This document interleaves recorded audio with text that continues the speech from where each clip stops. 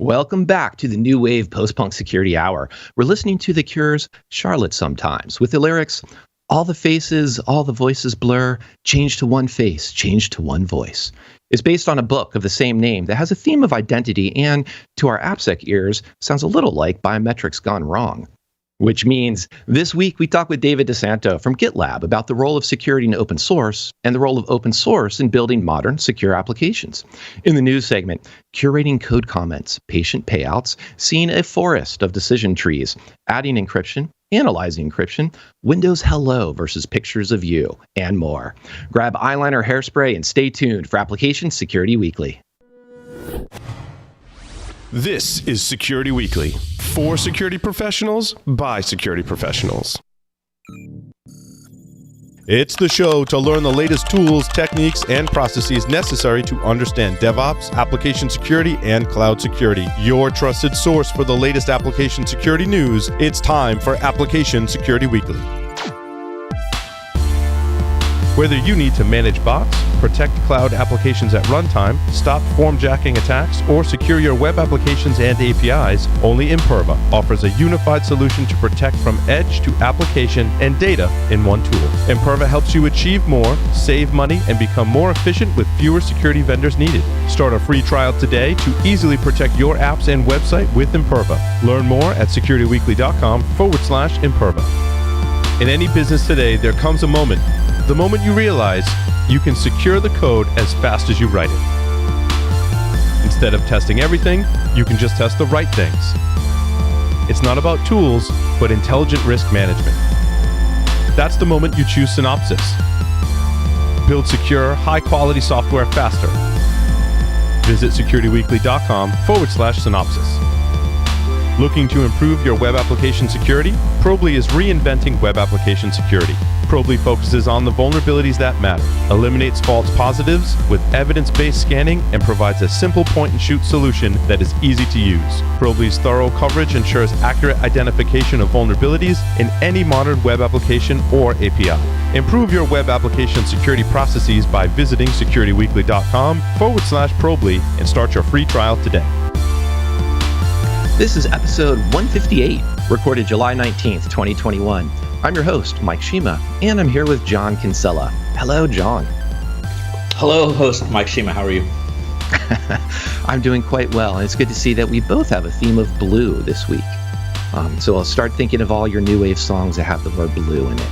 And while you're thinking about that, I'd like to remind everybody that Security Weekly Unlocked will be held in person this December 5th through 8th at the Hilton Lake Buena Vista.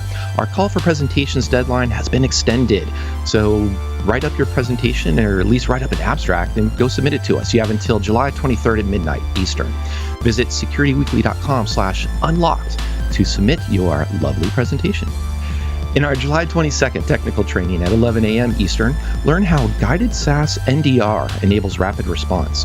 Register now at securityweekly.com/webcasts. If you missed any of our previously recorded webcasts or technical trainings, they are available for your viewing pleasure at securityweekly.com/on-demand. David is the Senior Director of Product Management for Security at Gitlab. He is a network security professional with a deep background in security research and product strategy. David lives in the greater Dallas, Texas area with his wife and their 2 dogs. Hello, David. Thank you for joining us. Thank you for having me. So this is a fun topic for us to talk about because it's open source and security, but I think we're also possibly going to get into community. So I don't want to do too much foreshadowing here, but let's just start off with the open source aspect. With, open source has been around for a long time, so I want to just set this up with a little bit of a preamble. But there's also some recurring themes that come up from open source. One is it's written for everyone to use, a lot of ways to collaborate on it, submit patches. But there can also be concerns, whether legitimate or not, about the security of open source. So let's just kind of maybe dive in from the 10,000-foot view, then dive in from there about what are the challenges that you've seen or heard from open source, and how has GitLab dived into addressing those or working with open source and security? Yeah, absolutely. So to kind of walk our way through those, I think you're right. I think there's been a misconception as to what open source means when talking about security, I think a lot of that has come from data breaches. You can think of the SolarWinds attack. There's been other ones where someone points back and says, well, I pulled in this open source dependency, it introduces vulnerability, and thus it made my application vulnerable. And I really wanted it today for us to talk about it and figure out how to destigmatize open source, because I feel, and as you mentioned, GitLab plays a role in making sure open source is important in DevSecOps. And when looking at open source and the role it plays, you're right with your opening statement. The fact that there are a lot of people who can contribute means that everyone's working together to make things secure. And together, we can help each other out, which I think is the big thing you lose when talking about just proprietary software. Yeah, I think that the DevSecOps is the good angle there too. And to the point of things like SolarWinds, and just last week, John and I talked about 20-year-old vulns 20 years ago in Microsoft software, so enterprise built software, and we've seen software with vulnerabilities that actually have been discovered after at least a decade, both in open source and with closed source. So there's definitely a challenge there in the sense of we need many eyes to look at the security of open source, but a lot of times those eyes need to have some good capabilities behind them. So what are some ways we might be able to tackle in open source that aspect of vulnerabilities, or finding vulnerabilities, or maybe fixing them, so we can just build up a more secure ecosystem? Yeah, so that's a great segue in, right? So I really think the thing that's missing when people talk about open source is the contribution angle, which gets into the community component you were touching on. People will consume open source and they feel that open source is there to help them, and that is true. However, as a user of open source, you should also be a contributor to open source. And that kind of gets into the vulnerability part you're talking about. And so let's say you're using package A. Package A has a vulnerability in it. You have found that vulnerability. Fix it. Contribute it back. Now you're not just helping yourself be secure because you're trying to figure out how to secure yourself with that package, but you're now helping out everyone else with that. Because you're right, I think the scariest part, and doesn't need to be open source to be scary, is how long it could take to find a vulnerability, and how long was that vulnerability known for before, say, you found it. And as a person who is now leveraging open source, you're taking the step to fix the issue and submit it back. You're not just helping yourself. That could be a 10-fold, 100-fold improvement for lots of people. It could be a competitor, because sometimes that's a concern as to why you would contribute to open source. It could be a whole other market. Right, we could talk about 20-year-old vulnerabilities in Microsoft. You could also look at things like vulnerabilities in Apache, one of the main web services that are out there. The Apache, and this is probably about 7-8 years ago, had a vulnerability that was discovered, but it was actually existing for 7 to 8 years and was being used by a lot of different toolkits, so rootkits that are designed to help people attack, as I'm sure your audience is aware of. And that being fixed by the person who found it is not now just helping themselves or helping their industry or helping people they know. They're helping the entire world be more secure, and they're addressing that vulnerability. I think the key here is the second part of your question is like, how do I secure myself? How do I know it's secure? How I know I'm being safe? And I think that gets into DevSecOps best practices. I think people look at DevSecOps sometimes as, I'm validating my own software, but your own software is not just what you're writing, it's the packages you're using, the contributions from around the world. Everyone uses things like NTP, talked about web services, whether it's Apache, Nginx. People are using, in the case of Python, there's a date and time module that almost everyone uses. If you are using that package and you're treating it like it is your own software, you're now doing the same due diligence you would do for your own software, thus finding that vulnerability earlier. And again, getting to that first point, being able to contribute it back. I think that was the two parts of your question. I've been talking for a while, Mike, so I want to make sure I got all the No, I think that's great. And actually, I want to kind of talk a bit more about that responding to fix a vulnerability, because engineering teams, DevSecOps teams, actually have a couple choices available to them. And one might be to, yes, fix the bug and submit it back to the community. But in some cases, it could be, what if, there are situations where they might be relying on a package that has been essentially become abandonware. So of course, yes, they can fix a bug, and if somebody else wants to use it, there just might not be a great population out there. But what I'm Yeah, for sure. steering this part of the conversation to, you're a DevSecOps team. One, obviously, you can fix the vuln, especially in very popular, commonly used, pretty pervasive types of packages.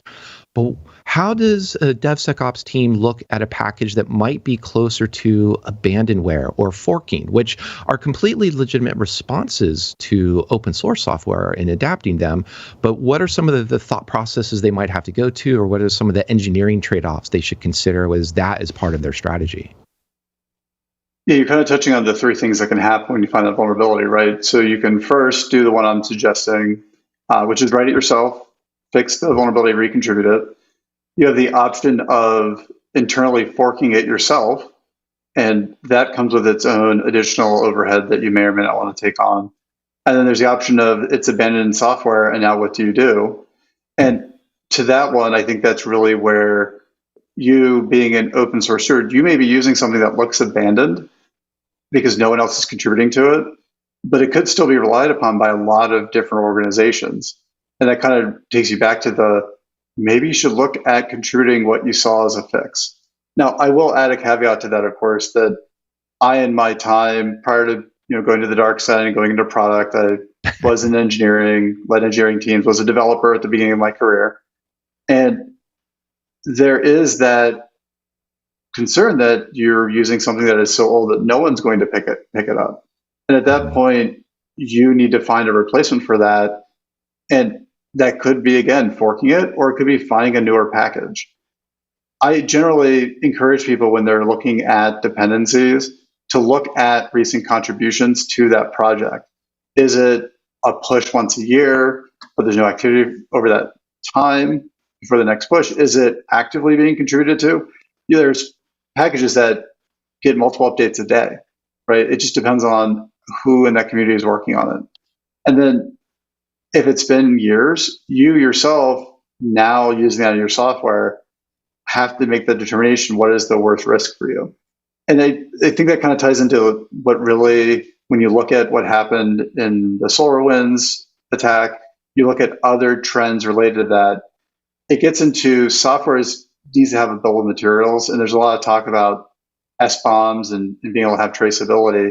And I do believe that that's going to be the thing that's going to help everyone feel a little bit more comfortable with regards to pulling in third-party dependencies, not just the scanning of it, but knowing that it is a trusted package, you know where it came from, you have that traceability that you may not have on older projects that are reaching abandonware. Yeah, and I think there's definitely aspects too of just SolarWinds also taught us the importance of the integrity of your CI/CD process, so that when you build that trusted package, or at least when you attest to a trusted package, that that attestment or attestation is actually valid and it hasn't been tampered with along the way. Curious there, talking a little bit more about the SBOM, because you were bringing up these ideas of dependencies. And I think there could also be a bit of a trade-off, because on the one hand, there's that aspect of a DevOps team are bringing in some software, some third-party software packages, and we may vet them, or maybe we don't vet them. Maybe we're just relying on some transitive trust and saying that, well, this has an SBOM or other people are using it, therefore we need to align our code scanning or our in-depth verification on our first-party code, if you will, the code that we're writing as opposed to the code that we're using. So I'm not necessarily setting that up as that's the way things must be or actually happen, but I'm kind of curious with the idea of putting the effort into, or having a budget of engineering time, whether it is where to spend it on third-party code, first-party code, scanning, etc., that what does it start to look like in your experience as you're, companies like Gitlab, tooling companies, focusing on better ways to make these tools easier to apply, security tools easier to apply to code. And I'll just say code as first or third party. Yeah. So you kind of touch on one of the reasons why I came to GitLab as part of my career. And I've been in security for longer than I should admit to, because I want everyone to think I'm a cool young hipster. But in the time up until I joined GitLab, I always felt like security was an important thing, but maybe it wasn't as friendly as it needed to be. And so when you talk about tool companies like GitLab, we wanted to look at security and make it approachable for the developer, which gets into your comment about the CI being key. So for doing scanning in a way that it's developer friendly, it allows you to scan as often as you need to scan and do incremental scanning. Something being native inside your DevOps workflow, in this case, built directly into your CI pipeline, allows you to get that security as close to that developer as you can possibly get it, while surfacing the results to the developer in a way that they can understand. There's a comment I like to make whenever talking about security and developers. Like, developers don't wake up in the morning and say, I can't wait to write a critical vulnerability today in the application, right? They're saying, I want to write the best software I can. And I usually say something cheek after that, Mike, like maybe there's a developer somewhere who wants to write nefarious code. It's possible, but I'm going to assume positive intent, assume everyone does not have that desire. They want to write good code. And giving secure results right before release, or them not being part of a cause and effect, I wrote these 7 lines of code, I now have this vulnerability, makes it very hard to address that vulnerability. And that can be both in the in-house written software, that first party, as you're referring to, software being written. That's also true about the third-party software. As I am developing and I am saying, and I'll use that time module example again with Python, it's like, I know I need to take action on timestamps, or I need to be able to calculate out duration. I need to do something as far as that. If I am scanning when my code invokes that package, I'm now validating that third-party application as if it's in-house written. Because when the code leaves your company, and that could be an internal app, so say leaving your internal development team, or it goes to a customer of yours, the customer's not going to be like, oh, that's totally fine. I get there was a vulnerability in that package. That wasn't your responsibility. Like, I know the difference in the binary, what you wrote versus what you compiled in. Like, that's not how the customer's going to look at it. They're going to be like, hey, you wrote this application and it has this vulnerability in it. And so you have to blur that line between what is first class or first person and that third person code, because that's how the end product looks like. It's not two separate things that you can point and choose what is yours and what is not when you deliver it. Yeah, I think a lot of it, and that's a common theme of saying, build the tools into the pipeline, make them available to the developers. I'm curious to expand on that a bit. From a practical perspective, in your experience, how have you seen this be either most successful, or are there some pitfalls along the way that are ways to avoid just saying, security team comes along and says, you need to go buy some tools and make sure they integrate into your CI/CD pipeline. And I kind of doubt that might be a nice phrase, but I kind of doubt that's where the conversation ends successfully. Yeah, so I'll use my life again as an example. When I was an engineering director before, that's exactly what happened. What you described. The security team came to me and said, "You now need to be scanning your software for vulnerabilities. Go buy a tool that works." I think the pitfall of that statement is it's making the assumption that I, as someone in engineering, and mind you, I will tell you, I was a security engineering leader, so I did know what to go look at, right? But not everyone has that background. You can go and you can select a tool. It may or may not meet the need. You can also go select that tool, and now you're asking your developers to learn something new. And that kind of ties into the pitfall, right? So making the assumption that anything is going to work, or someone who's not security minded understands what to choose, is going to lead to that issue where now I've selected something that doesn't work. I've selected something that I need to figure out how to bolt in. And it brings you to the final pitfall, which is now I've got to figure out how to get those results over to the developer who wrote the code that caused that vulnerability. And that could be easy. It could be very hard depending on how you're structured. And I think the nuance that a lot of people miss is there's a difference between saying I ran a security test as part of my CI/CD pipeline and I ran a security scan that is shifted left into my development workflow. And it becomes very apparent the difference between those when you look at something that is natively in the CI/CD pipeline, can run on a Delta code change, can run really quickly, can surface the results back to the developer and the person doing the code review, versus I now need the CI/CD pipeline to call another tool. The other tool is going to run a standard scan, which could take minutes, hours, days. If it's an external fuzz test, a week it could take to run. Now the results have to find their way back over, and now they're maybe printed out in the console of the job that was run by the CI pipeline. Maybe it's added as a random comment on an issue. Maybe it's just a link saying developer click here and go retrieve the results. Either way, to your point, it's not just that it's in the CI/CD pipeline, it's that it's in that CI/CD pipeline as a native functionality that shifts it to the development organization in a way they can understand. And I think doing that, and in my experience doing that, you end up getting everyone contributing to security, which goes back to the opening theme you talked about, which is open source in DevSecOps and open source in a modern application. Security is not one person's responsibility. I, again, at one point ran a red team, and my job was to validate all the apps the company had. We had hundreds of applications, and I had 5 people on my team. How am I going to test that many applications? Now, asking my team to work with the development organization and shifting that security left and it's Delta security scans, now we can collaborate together and together make the application more secure, make our organization more secure. And you can apply that same thing to your open source software you're pulling in and treat it like that first party component and give it that same level of scrutiny. And I think to kind of put the bow on that point, that goes back to now you can contribute fixes if you find them and make everyone more secure. You asked a little bit ago, what is GitLab's role or GitLab's view on all of this? And I will kind of sum it up pretty succinctly for you. So our application is available to everyone. Our source code is public. We're an open core company. We take that beyond what we just do. When I talk about fixing and contributing to open source, a lot of the security functionality that customers rely on GitLab for, if it's written in-house, you can see the source code, you can validate it. If we're pulling in an open source module, we're also scanning that as part of our building of our application, and we're contributing fixes upstream.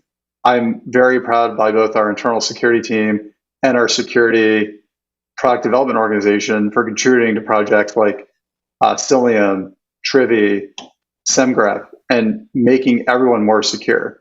If everyone's working together, that's the only way everyone can be secure.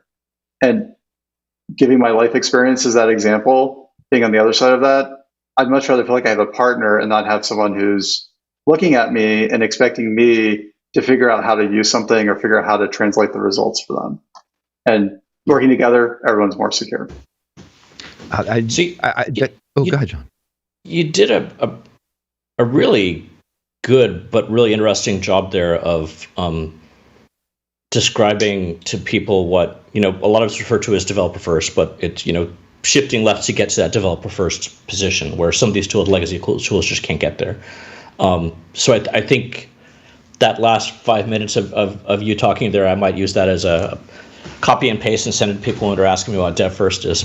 A point I want to bring up, and I'm curious to get your thoughts on, it's been near and dear to my heart in the open source community, is contribution to open source isn't specifically just software.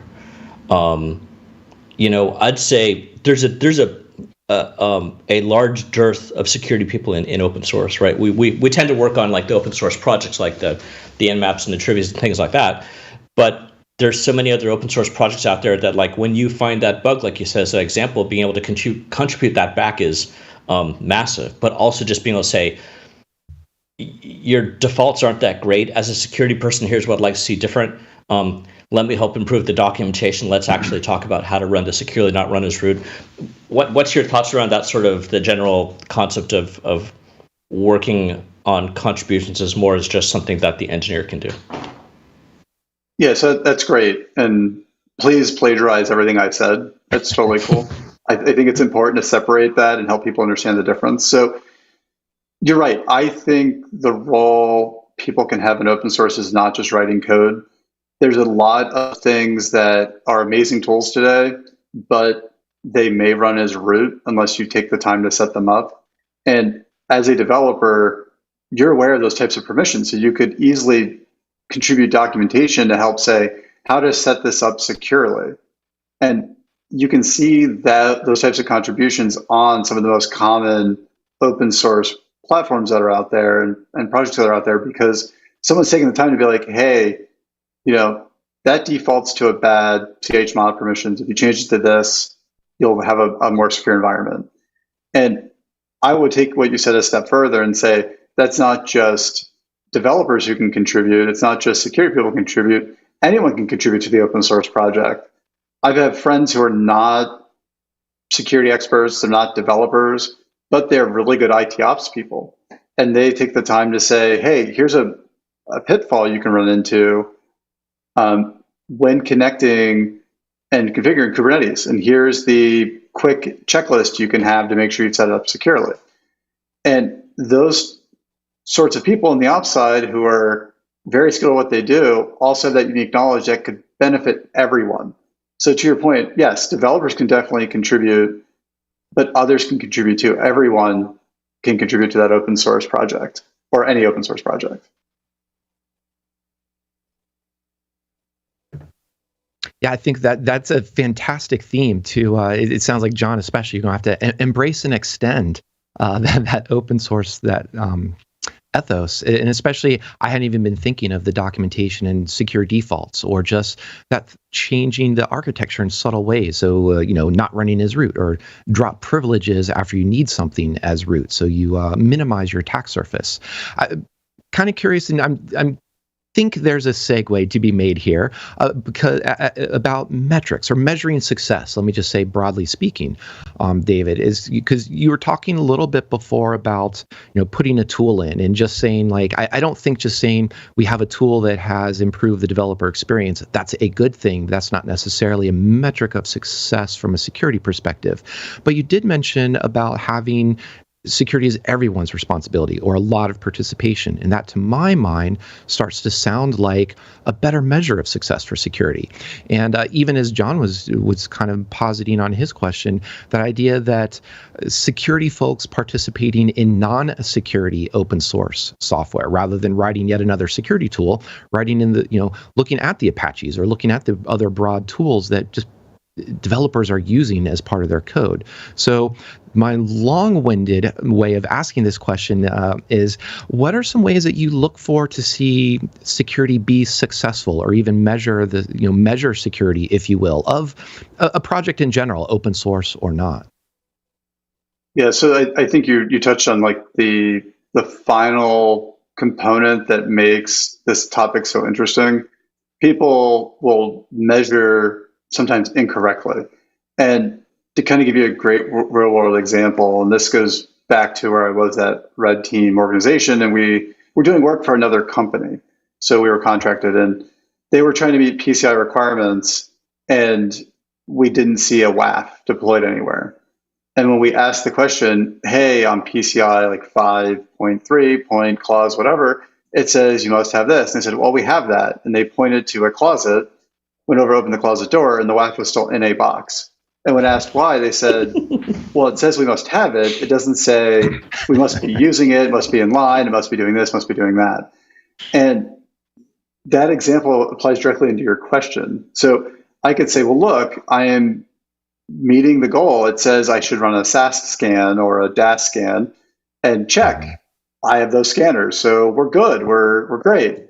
And I think the challenge is security is a little more complex than just checking a box. You need to be measuring correctly. And some of the suggestions I usually make to people are, yes, let's validate you have security scans running. Maybe the next goal is make sure people are actually reviewing the results. The Target breach back in 2013, I think it was, they actually had FireEye devices deployed, and they were alerting them there was a vulnerability, or a breach, but no one was looking at the logs, right? So let's make sure you're measuring that people are looking at it, and you can do that by triaging of vulnerabilities. I think the best way to measure is to measure escape rate and treat it like a normal defect. So look at trends over time. Am I continually having the same amount of vulnerabilities every time we go to release? Am I having the same vulnerabilities every time someone, like a developer, checks in code? Are they always introducing the same type of vulnerability? How often are vulnerabilities reoccurring? Are we reintroducing the same problem over and over again? Are we introducing only what would be quote unquote new, not something that previously existed in the code base? And when you start to look at those, you can begin to see trends and say, hey, look, we are continually getting better. Instead of finding 25 critical vulnerabilities with every merge or every security scan, we're now seeing 3. That's a trend that's going down. Oh, look, we're seeing a new trend that the mediums are going up. Well, should we be educating better? There are things that you can be able to pick up from that. And the one thing that I usually stress to people, it's also making sure your scan results are up to date. And that's another metric you can pull. To your comment, Mike, about I'm using something that's abandonware, if you've not pulled that software in a while and you're not scanning it, you're giving yourself an attack surface by choice, as opposed to making sure that's included in your practices and you're making sure it is, on latest version, it is being scanned and all the things that go with that. But I do think that's the challenge. I think people need to look beyond that example I gave, which I think one of you laughed at, which I'm glad you laughed because it's funny looking back. It was a little painful at the time, right? But you need to figure out that you are testing that, you are measuring it, and you're seeing trends. And I guess I'll leave this as the final point to your question. Again, I don't think developers are waking up in the morning and saying, I want to create a 0 day today. Please, my day would be complete if I did that, right? So let's help them be better developers and also educate. I do occasionally see customers, not just here, but other places I've worked, where they'll say, what's a cross-site scripting attack? Or what's the SQL injection message I'm getting? Like, I don't understand it. Provide resources, help them learn, and you'll end up with better code at the end. No, I love it. And I'm also going to steal what you said about API security, where API stands for assume positive intent. So that will be what I'm stealing from this particular session. But I think if there's any metric we're going by, it's that we do have it would be great to have a recurring conversation on these themes with you. I've quite enjoyed it. You just gave us some final words there on some metrics. Any other final words about either your work or something we should be looking forward to in the next couple of months? Yeah, absolutely. So we at GitLab are taking security very seriously. We consider it part of the 3 pillars that make up the product. And that's because we see that as you get developers to be part of that security story, and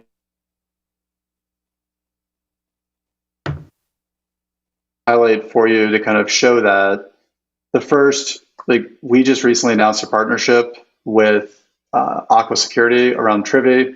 That's very exciting. That is 2 competitors working together to make security better for everyone.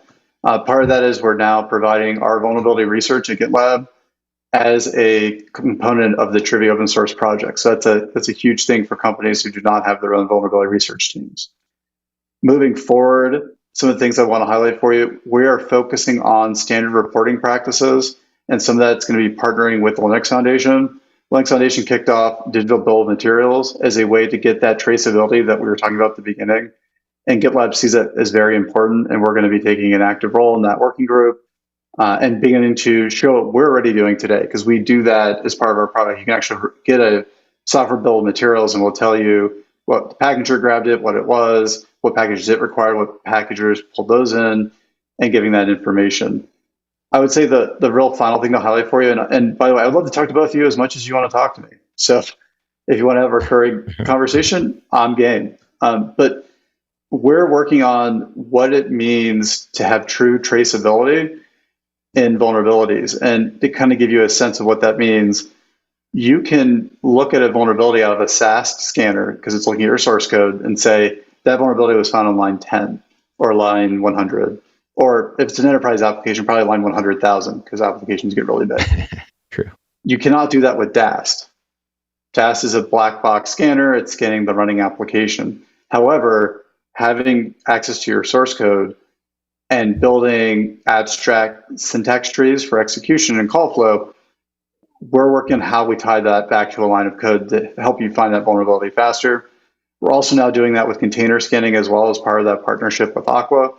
I expect that what you're going to see from GitLab is a lot better information and a lot more sharing. And if there's two things you take away, I would say GitLab believes security is a team effort and that we want to be that trusted partner in the industry. And we've built that strong relationship with customers today, which you can see in our reviews, white papers that our customers have done, as well as general industry reviews of what we're doing. So that's a little bit of what GitLab's doing, where we're going. And yeah, absolutely. I'd love to continue the conversation. Metrics is part of that theme this year and how we make metrics be more meaningful, more actionable, and of course, tied back to education. Sounds awesome. And unfortunately, we have a metric of time working against us right now. So I do want to say once again, thanks, Dave, for joining us. Yeah, absolutely. Thank you very much for the time. Also want to thank our listeners and John for joining us as well. If you'd like to learn more about GitLab, visit securityweekly.com/GitLab. And even though I know developers probably aren't waking up in the morning thinking, I want to write a critical zero day, hopefully they're waking up and thinking they want to find out what musical references ASW is making this week. And with that in mind, we're going to take a quick break and return with news of the week.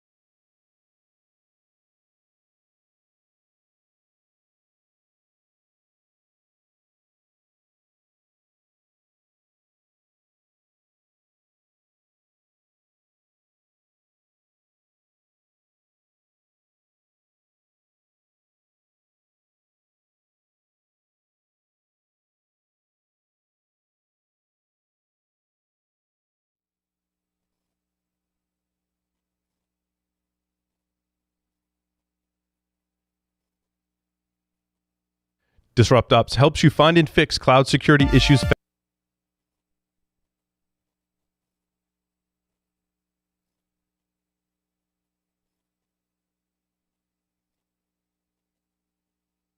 Disrupt Ops helps you find and fix cloud security issues fast. Getting bombarded with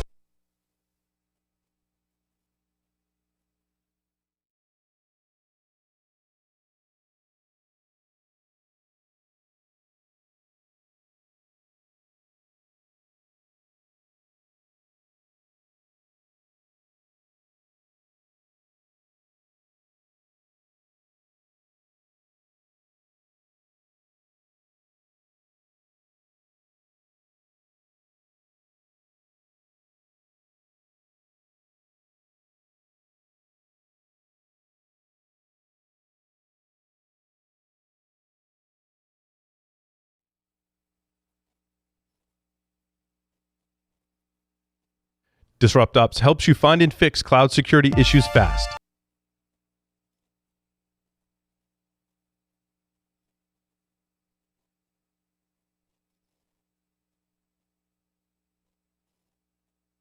DisruptOps helps you find and fix cloud security issues fast. Getting bombarded with irrelevant alerts is frustrating. DisruptOps gives security and DevOps teams prioritized findings and routes relevant alerts to Slack or Microsoft Teams with automated response options that save you time. Finally, security is inside your workflow instead of in your way.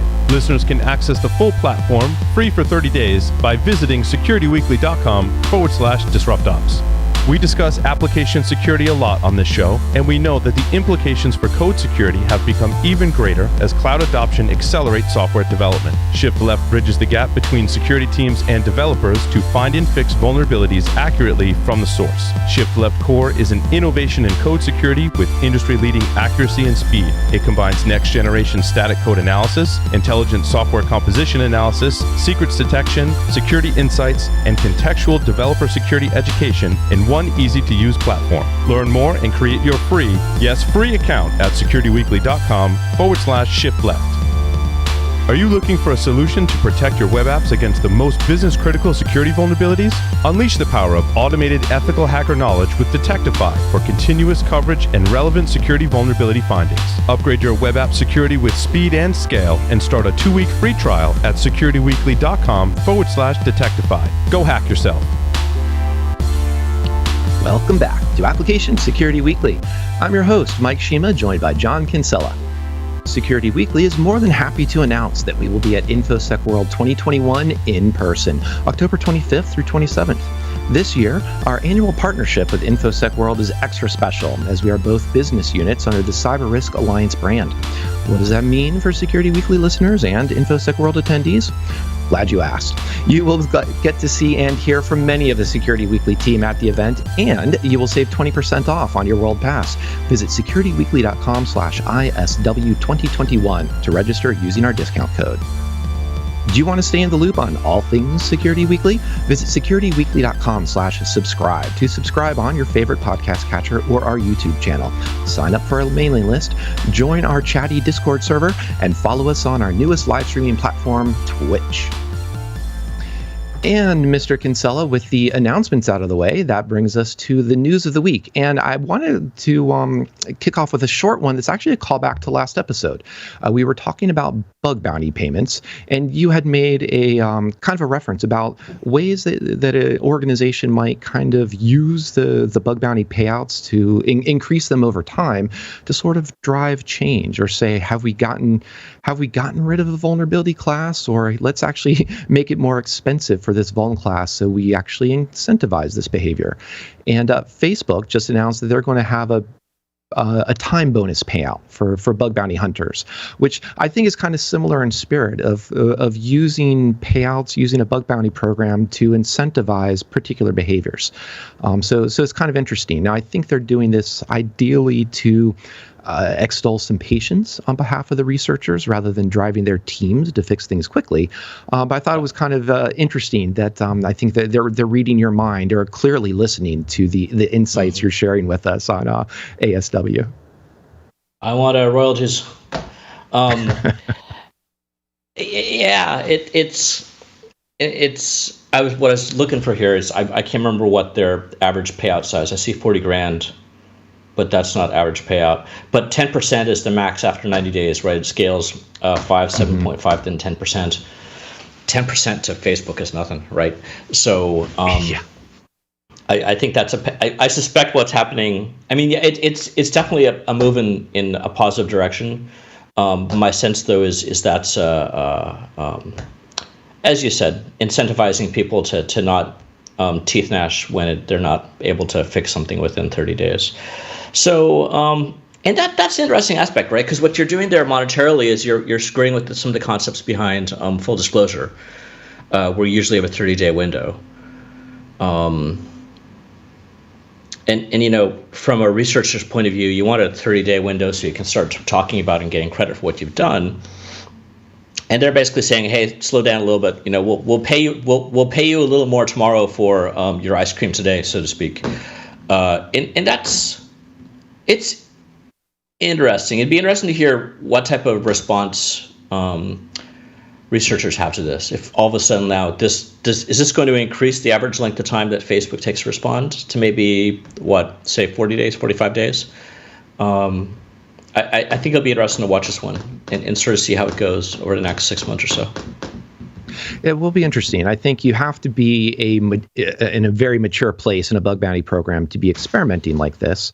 And you know, in the back of my mind too, I was also just thinking, what are some of the perverse incentives that might come out of this? Basically, the unexpected consequences that you're kind of hinting at there.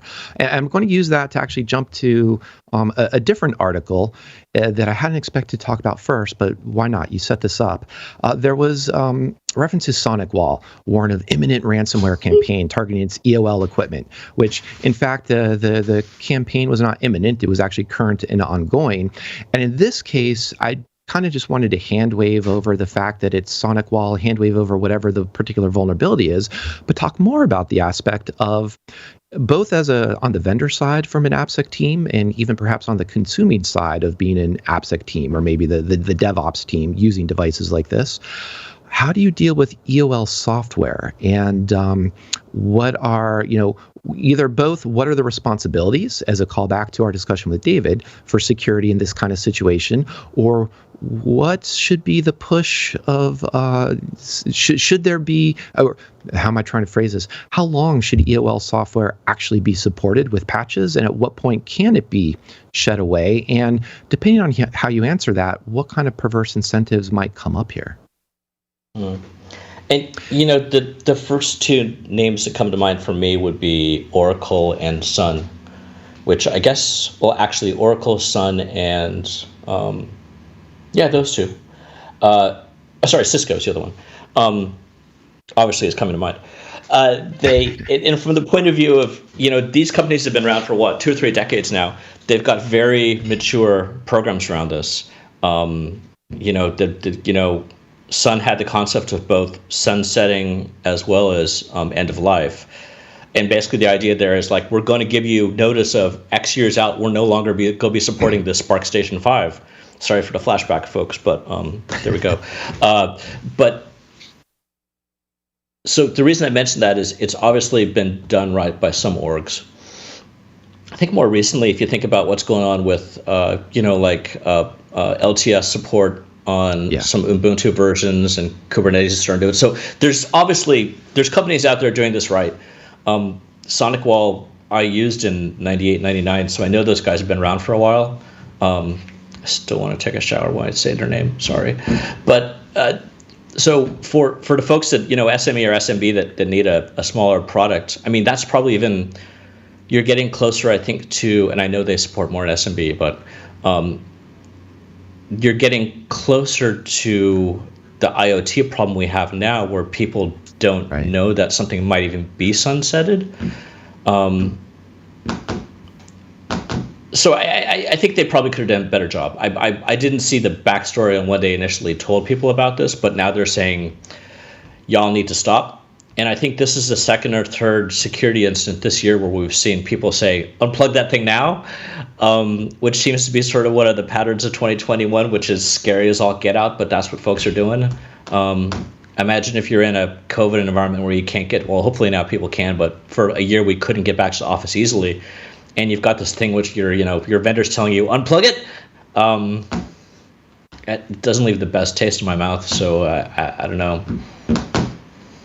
Yeah, it's definitely the last year or two has not been kind to edge devices in terms of firewalls and VPNs and 0 days for that matter. And you hit one of the areas I was going for, that idea of LTS with a lot of the Linux distributions, a lot of the more mature, modern, open source for that matter, organizations, programming languages are saying this is what we're going to support up to this time. And we've seen that historically as well with Microsoft saying here's our operating system and we're going to stop supporting Windows XP at some point.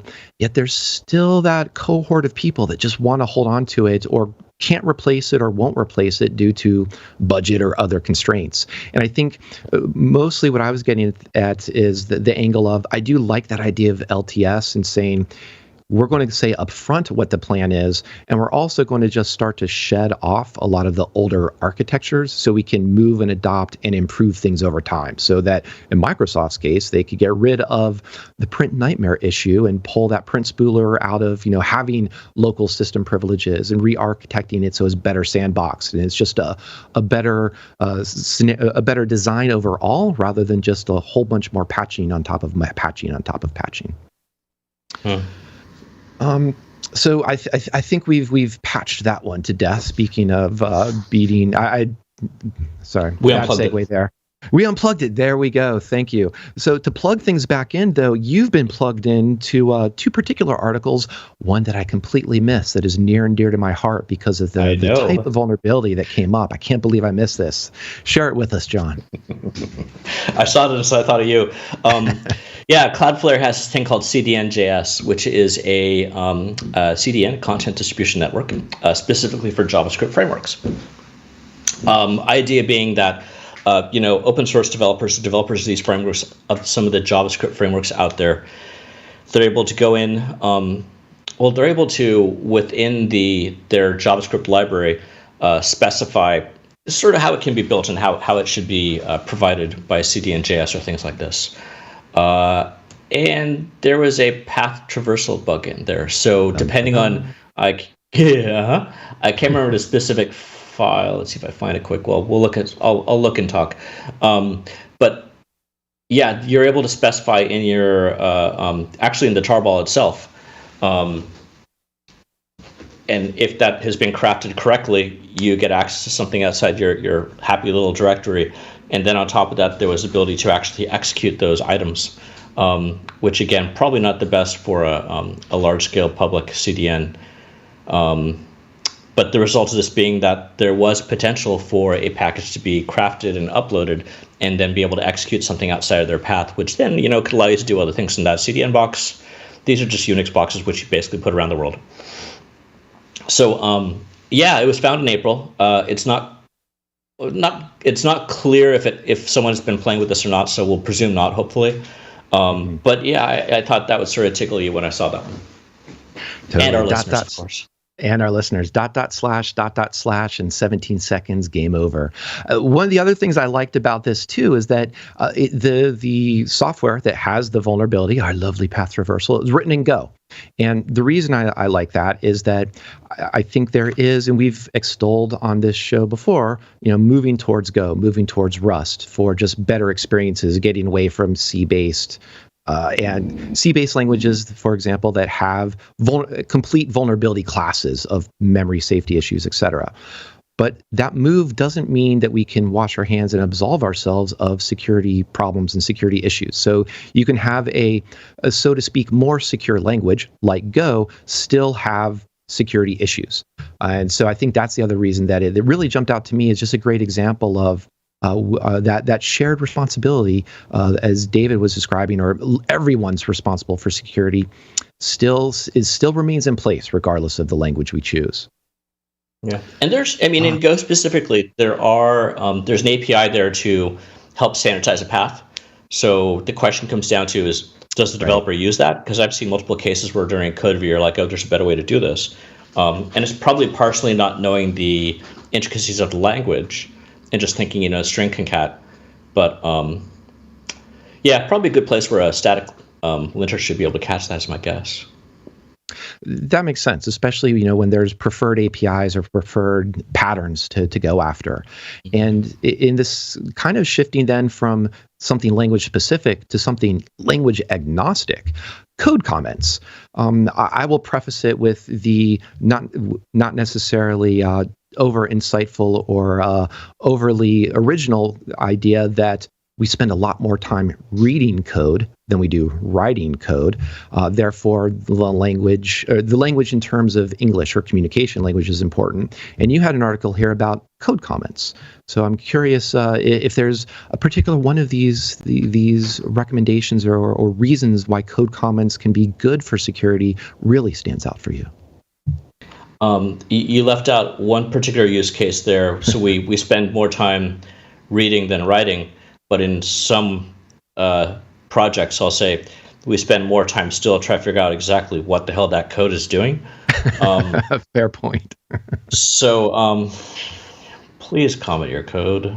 I know this is a big one. I've and this is not specific to any organization. Pretty much anywhere I've worked through my career, I'm always ranting at people to comment their code. So if I've pointed out any of the single one listeners, if I've singled out any of the listeners that we've got here today, I'm not just singling out you. Trust me. But 9 rules. I don't know why they didn't make 10. Make a nice round number. The Stack Overflow blog, by the way, guys, they've got some interesting stuff from a developer point of view. This obviously isn't purely security focused, but where it is from 2 points of view, which I thought were not. I think one is to answer your question there. I believe it was. Rule 3, if you can't write a clear comment, there may be a problem with the code.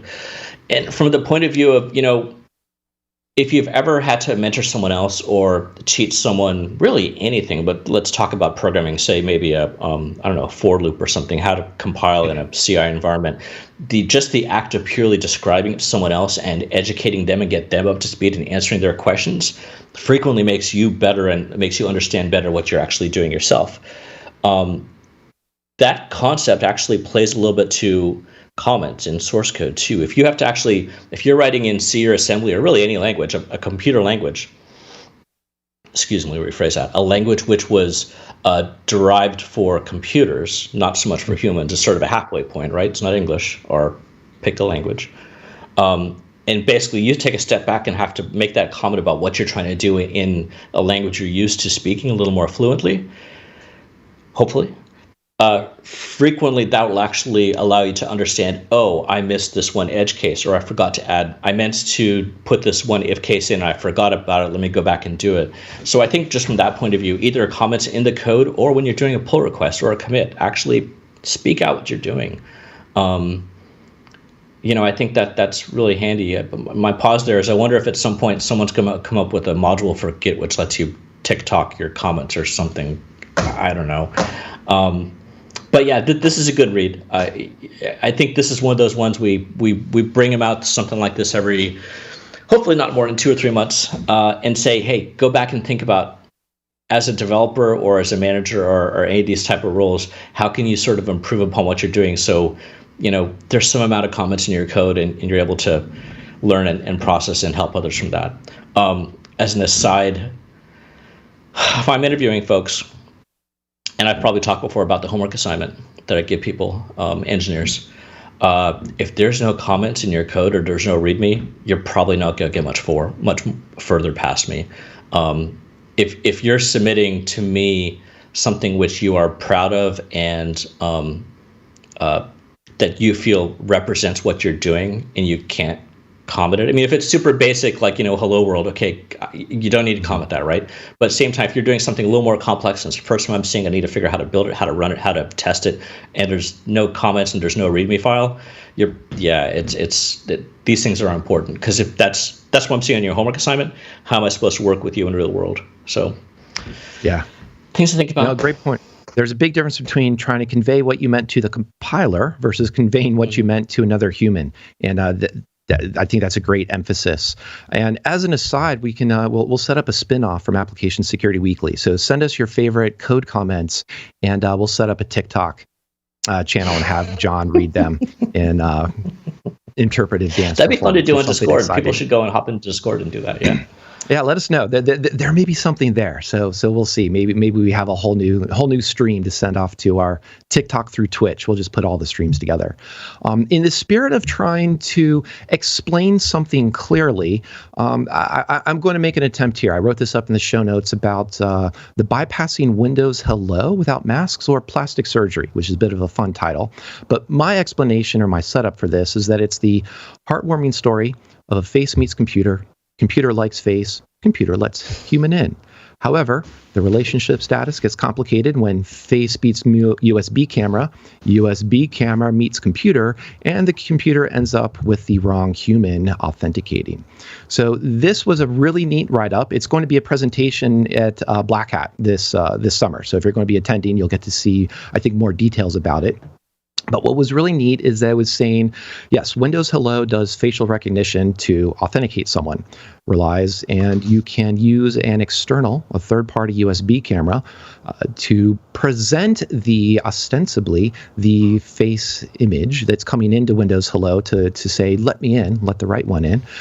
But in this case, the researchers threw together a USB camera, and what was something that I didn't realize, they threw in two types of frames. One of the RGB, basically the color that you're seeing right now if you're watching the audio stream, but also a frame using from the infrared, from the IR capability of the camera. What they discovered is that Windows Hello apparently wasn't paying attention to the RGB frames at all. And in fact, you could send a picture of SpongeBob SquarePants. It was only paying attention to the infrared frames. And so they would send an IR frame that they had taken of their target human, stored it, send that IR frame, send a black frame after it, just I guess to demonstrate a shutter or something of that's whatever Windows Hello was waiting for. And lo and behold, they actually got in. So it's a great write-up both on how they pull off the attack, as well as some really good in-depth hardware hacking aspects of the insides of USB and USB cameras. So depending on what appeals to you most, it's a great write-up for the hardware side or just the security side. So definitely recommend checking it out. Gives a new meaning to little pig, let me in. Indeed, it does. There was a theme too, and we can either continue on that, but I wanted to pull in the idea of just machine vision and threat models. So there was an article that I came across about a scare quotes undetectable console cheat. That basically a researcher, developer was using machine vision to analyze video game screens, basically to help with things like auto aimers or bots to shoot. And what's jumped out to me was more so of the idea of AppSec teams that work for games know about cheating, and they try to deal quite a bit. There's a lot of emphasis on cheating countermeasures, fraud countermeasures. The same would be in this, in the fintech world, or any place that's dealing with credit cards. They want to avoid bot behavior or unauthentic user behavior. Sorry, as I stumble over my own English language there. So this was kind of interesting, I think, as a lesson in creative ways that people can take what's essentially old technology, machine vision, and perhaps apply them in new manners. And it might be something that perhaps wasn't part of the AppSec team's original threat model about how bots or cheating mechanisms might be set up. So it's just that more of a nudge towards creative thinking and in your threat modeling. Yeah, it's going to see a lot more of this. This is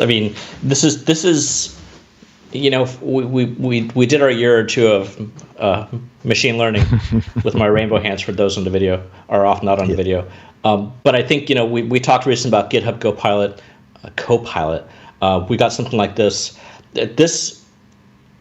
I think it's probably fair to say there's going to be more offensive uses for machine learning and things like this versus defensive, right? It's one of those things where they just have to get it good enough on an offensive side for it to be able to do what it needs to do, versus if you're going to use this type of technology on a defensive way, it has to be 100%. And that's going to be sort of tough. Doable, but tough. So I think this guy in particular, it sounds like he took it down voluntarily with a bit of a request from the Activision guys. Once someone's got that idea, other people go be working on that this weekend, right?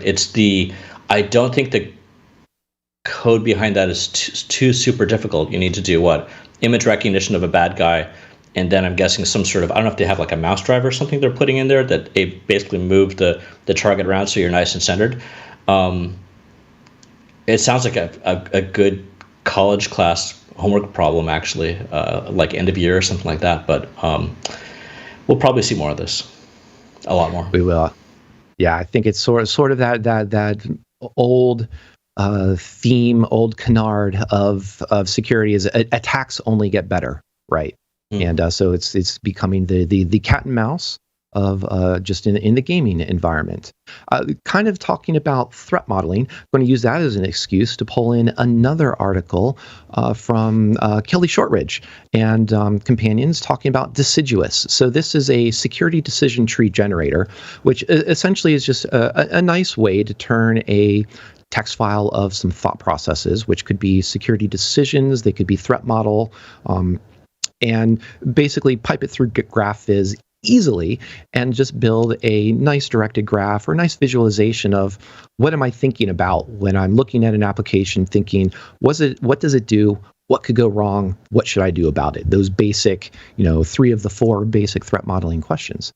So really neat article there, but I also wanted to highlight, it does also link to another article from several months ago, also about kind of a called a retrospective or an introspective on security thinking that she calls YOLOSEC and FOMOSEC. Basically 2 ways of saying, are you approaching security and threat modeling in a way that is you're just using tools because everyone else is using tools and you haven't really brought in the context of what does your company do? What's the business context? What is your engineering budget around this? We just mentioned earlier in this episode about Facebook and its the maturity of its bug bounty program. You don't just create a bug bounty program because everybody else is doing it if you haven't already gone through and gotten rid of the low-hanging fruit or have some capability of looking at a particular type of vulnerability class, whether you have your own SCA or your own SaaS tool. And that, I think, is just an additional asterisk I wanted to throw on to this essentially now a pair of articles between decision trees and this other idea of YOLOSEC and FOMOSEC from Kelly. Yeah, You can create that bounty program without doing your basics first, but you're going to be spending a lot of money. You will be. I didn't look at YOLO FOMO this time. I remember seeing the one she came out from earlier this year. Yeah, she keeps coming out with good stuff. The deciduous, I need to play with it. I see what she's doing. It's interesting. I mean, you're basically codifying, at least this is my take on it, Mike. It sounds like you're codifying an attack graph, so it allows you to reproduce it. So I imagine if you're working on this in either nowadays with this all remote over a Zoom or on a whiteboard, instead of using a whiteboard, use a screen and then be able to actually modify YAML, and then regenerate and have something you can go back to and easily refer to after the fact. So that's interesting. I feel like I might be missing part of it, and that's probably me having to do more research. No, I think it is. I think you've gotten the gist of it, and it does tie back to, I forgot which episode number it was, but you and I had talked about threat modeling and threat modeling tools, and essentially there's a lot of tools out there, some of which are perhaps overly complex and maybe look neat, but in practice aren't really, you don't necessarily need a lot of really complex tools to do threat modeling other than maybe just a whiteboard, maybe something like this that can be a bit more visual and YAML driven, or just a document or maybe a spreadsheet to track things. So I think here is perhaps just that, simplicity is perfectly fine, because the important thing is reasoning through the security of the application rather than having really fancy tool that's that looks cool, that boils down to just what could go wrong, what are we going to do about it. Yeah, and I mean that's a great point, right? It's just because something looks simple doesn't mean it's not powerful. So yeah. And speaking of threat modeling and what could go wrong and what should we do about it, there was a really nice article and paper written about the security analysis of Telegram. Couple neat things about this. It does go into some pretty, I'll say medium deep, if such is an official term, cryptanalysis. But it's talking about, it's still relatively accessible in the sense of what does it mean to do encrypt and MAC or encrypt then MAC? Are you doing integrity checking on the plain text or on the ciphertext? Because there are security implications of those particular steps. Sort of, if you have to decrypt data before you have done a integrity checking, you might be throwing some data to be decrypted through a parser, and parsers, as we know, are a great attack surface. But if you do integrity checking first before you start parsing or doing some operations on decrypting or those encrypted blobs, and you see that this integrity is bad, you can just reject the input completely and not expose potentially more of your attack surface. So that's just kind of one of the takeaways, one of the examples here. But one of the other things I like just from the overview is that as they describe this, they say to roughly quote, they focus their efforts on analyzing whether Telegram's MT Proto, basically their crypto protocol, offers comparable privacy to surfing the web with HTTPS. So what's really nice is they said, here is the threat model, or here is sort of the audience we're working with. If you have a different concern and different threat models beyond just worrying about, is HTTPS going to protect me, then some of these vulnerabilities might be even more consequential to you, or there actually might be other more consequential vulnerabilities that aren't presented in this particular security analysis that you would want to dive into. So it's just a really neat way from a communications perspective of setting up, this is what we're going to look at, and this is our baseline for the risk analysis. That's what I'm trying to get to here. And a little bit of inside baseball. I don't know if it's purposeful or not. I'm guessing it might be. When you drop a nice little tight phrase like that into an overview of something like this, that's what the media catches. Because when I first heard about this, I saw some comment about Telegram security is less secure than TLS HTTPS, and that's how you fit a little morsel of information out there. I looked over you can tell from the side. I looked over the crypto stuff. But yeah, honestly, when I saw the headline last week of and I had the thought of, why are they rolling their own crypto? Especially when you got the Signal protocol and other stuff out there. It's exactly. Okay. It sounds like they are going to make some improvements. It sounds like they're not going to completely give up their way of building the wheel. So hey, power to them. It might fit their needs in a way I'm not familiar with, but I don't know. Because as far as I can tell, this is just on the wire, right? This isn't storage. Yes. Yeah, I believe this is just the communication part. Why? I don't know. Okay. Yeah. This is there's been another time recently where I mentioned to someone that you should probably encrypt their project data between the nodes. Even if it was within a Kubernetes cluster, you still need to, that's still a network that can be sniffed. And in that case too, their original thought was to go off and start building some sort of crypto stuff. And they're like, how do you do AES encryption in Go? And I'm like, well, it's there, but why don't you just use TLS? So, again, this comes back to the previous concept, at least to me. I feel there's probably reasons to do better in what I'm saying, but back to the concept around our story around comments and things like that. It's like, okay, well, if at least you're going to go and start, spinning up salts and all the things you need to do to get in place to actually start doing some other form of crypto in your code, hopefully you put a reason in there why you're doing it, other than just it felt like a good thing to do on a Saturday afternoon. I don't know. I'm not trying to be cranky against these guys. It's just I don't see the value in what they're doing, and that could be me. It could be, it could be 10:15 on a Saturday night and they want to roll their own crypto. Who knows? I'm going to try to wrap us up on one final article that is a kind of a theme that you and Adrian sort of started off recently. Just here is call it a think piece. That sounds fancy, but it's more of just here is maybe a strongly stated opinion about banks relying on cloud computing, and what does that mean for availability, or has availability been forgotten? And I do bring this up occasionally because A is part of this confidentiality, integrity, availability triad. And historically, just at the beginning of this year, we saw Amazon East outage take out Slack, take out some Google functionality, take out some pretty big applications that just happen to be running in Amazon East. So I think this article sort of posits, are you building resiliency in your app, leveraging the capabilities in whichever cloud service provider you're going for, or did you just kind of assume the cloud service provider isn't going to go down, but you didn't really deal with geographic distribution or being able to have hot failovers? And I guess what I would sort of bring up with this is more the questions of, is this part of your AppSec team's responsibility to highlight these problems? And does the team that the AppSec team thinks is responsible for dealing with or addressing these problems, does that team also agree that they do have the responsibility? So it's sort of kind of poking at some of how do you figure out who's responsible and who's taking care of availability within your org? I think that's kind of the angle that I'm going to attack this particular article with. I was looking for a tweet, and it's going to be hard for me to track down. But somebody was commenting last week that,